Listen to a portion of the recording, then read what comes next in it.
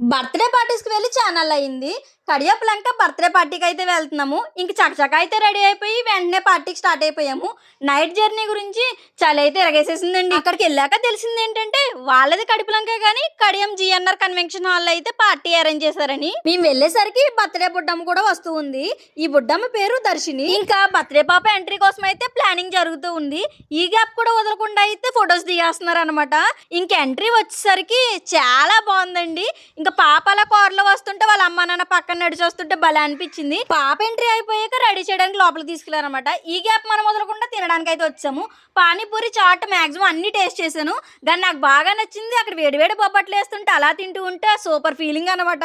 ఇందుకని నేను కట్టుకున్న చీర ఎలా ఉందండి, వాడపల్లి ఎంఎస్వి కలెక్షన్ దేవి అక్క దగ్గరే తీసుకున్నాను.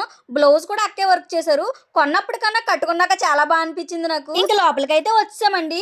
స్టేజ్ డెకరేషన్ అయితే అదిరిపోయిందండి. మ్యాజిక్ షో అయితే అరేంజ్ చేశారు. ఇంకా పిల్లలైతే ఫుల్ ఎంజాయ్ చేశారు అనమాట మ్యాజిక్ షో చూస్తూ. మేమైతే బర్త్డే పాపతో ఫోటో దిగేసి ఇంకా భోజనానికి అయితే వెళ్ళిపోయాము. ఆ రోజు నీకు అక్క ముక్క తిన్నాం. మా హస్బెండ్ అయితే ఫుల్ గా కుమ్మేశారు అనమాట. నేనైతే టిఫిన్ తిన్నానండి. తర్వాత అయితే కిల్లి తీసుకుని ఇంటికైతే బయలుదేరామండి.